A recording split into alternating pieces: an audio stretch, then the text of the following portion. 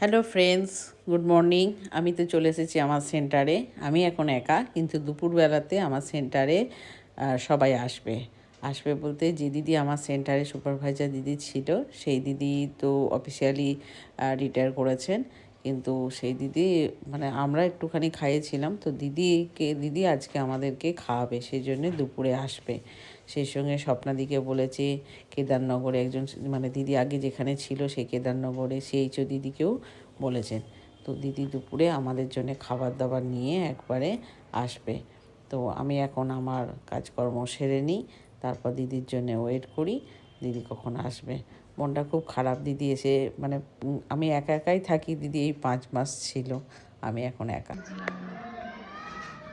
আজ আমার সেন্টারে আরেকজনই এসেছে।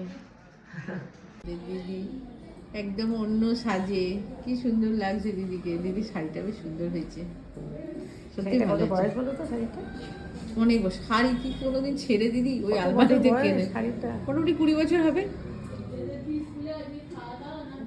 32 বছর। তা উনি বাবা, 32 বছরের শাড়ি এখনো সুন্দর আছে শাড়িটা। এই শাড়ি আর কবার পরা হয়, সেই জন্য আসবো। সেটা নয়, মমিতে দিই একটা কফি মগ দিয়েছে। কফি মগে কফি দেখেন দেখেন কফি আর ওই খেজুরটা দিদি সকালবেলা উঠে খাবে। ওরা বাহ কি সুন্দর, মিষ্টি খায় না, সুগারের মানুষ। ওরা মিষ্টি খায়, খাবে। সত্যিই সুন্দর দেখতে হয়েছে।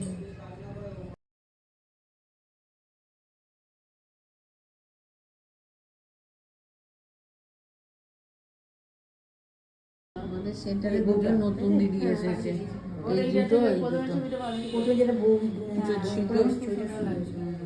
আমাদের মৌমিতা দি কেদারনগর সাব সেন্টারে চেয়েছে দিদি। ও দিদি এদিকে দেখা, এই যে স্বপ্নাদি এসেছে। স্বপ্নাদি হাঁপিয়ে গেছেন নাকি?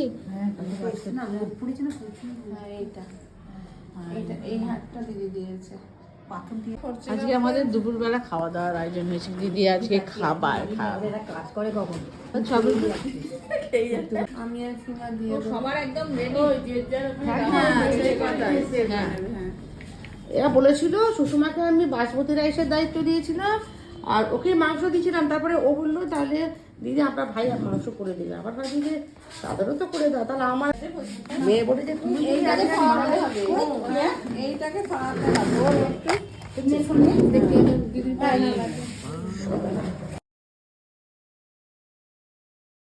খাওয়া দাওয়া বিরিয়ানি, আর আমি তো বিরিয়ানি খাই না, ওই জন্য আমার ফ্রাইড রাইস। কপড়া যদি আগে বলতিস বাবু আমাকে। শেষ আজকের মতো নাকি? আবার কবে হবে? আবার দিদি একদিন আসবে, তাই দিন আবার খাওয়া দাওয়া হবে।